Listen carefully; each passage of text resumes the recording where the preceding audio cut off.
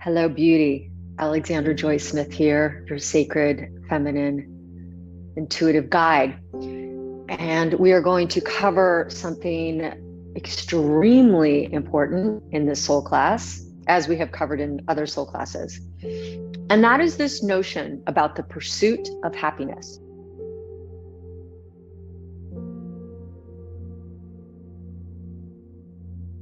One of my really early on mentors and teachers said something, and he said that the pursuit of happiness is actually the very guarantee of never achieving it, never really achieving that ongoing state of, feeling happy. And, the truth is, you can have a glass of wine and feel instantaneously happy.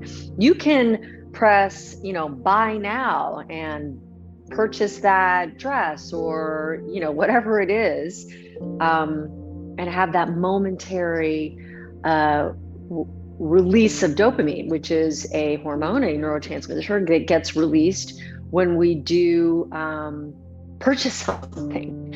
We have an innate ability to create moments of happiness, but sustainable bliss is what I'm here to talk about today, and why happiness is ephemeral. It's ethereal. Like you will never be there from trying to get there.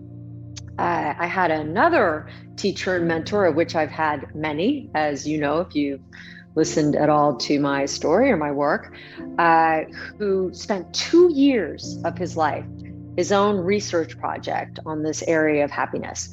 And he went and he actually highlighted and looked through any book, self-help, or I call it shelf-help book, that had kind of a,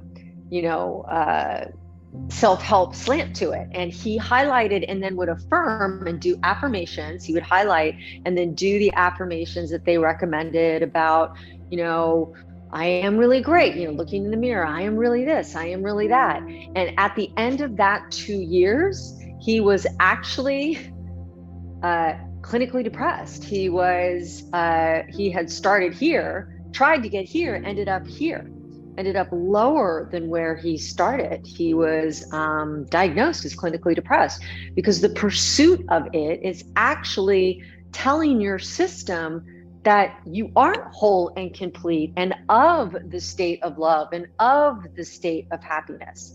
But there's another key component that I want to cover today, which are the cycles of life. And cycles of life and the understanding and the embodiment are key to coding in your system. If you are at all in my play in the world, my play is my work. If you are one of my goddesses, and I'm privileged and honored to be working with you, this is coded in you, which are the cycles of life. And the cycles of life are both something that you can find in ancient text, in any religion. You can find it in, more importantly, nature, and you can find it every day in yourself. And in the divine feminine, we go through it monthly. Our menstrual cycle is a demonstration of the cycles of life. So here we go. I love my flip charts. It's the teacher in me. We start off in what we call the womb of creation, and it's referred to as the void, especially in ancient religions and ancient texts. They call it like it's where the void exists. It's void, but it's not void of anything. It's void as in a space. Why I talk about sitting in the stillness, why in my work with women, we spend a lot of time on coding spiritual practice and meditation and simply being, is because that is key to being in the state of metacognition, of meta-awareness, of being in the calm, so that you can presence the void, which is full. That's the irony of it, of the infinite field of potentiality. So it's not void or devoid.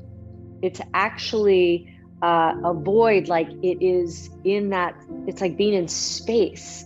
In the space of no thing is everything. It is the space of all potentiality. So we start off, and the cycle of nature starts off in the void. We get birth from a womb, which is a black space, devoid of anything. And then there's life that gets created. And creation is the next stage of this cycle. So we move into creation after being in the void, being of no thing, something gets created. Then from creation, we go into the cycle of sustaining. So whatever we've created, which is kind of what we're all in now, sustaining, just it's upside down, just in terms of sustaining a life. So you are a cycle of life. You are in actually as a being in sustaining all the time. Nature goes through its seasons, and there's a sustaining of something that gets created in a season. The rose gets created, or the leaves come out in the tree, and then there's a sustaining period of that phase of the cycle of life. Once you move through sustaining, which is a natural phase of this cycle of life, there is what we'll just do this destruction. Everything in life has a phase of destruction. One could correlate the phase of destruction with unhappiness. See, if we get that there are these phases, these cycles of life, then we won't be surprised when we go through destruction. I'm here to tell you, relationships, marriages can have these cycles of life as well. Not that every marriage goes through a destruction, meaning you find a new partner or you find a new husband or wife, but every marriage, and I've been through it, has marriage 0.10, 2.0, 3.0, 4.0. It goes through the cycle of life. If we can get comfortable in our systems with this part, destruction is a key component. It's not just an elective part, it's mandatory. And our reaction as human beings psychologically is we feel, or we use the word, and it's promoted in psychological environments, we're unhappy. So then we try to get out of being in the destruction phase, being unhappy because we're in it. We go back to trying to create something, missing the part that was a part of the cycle of life.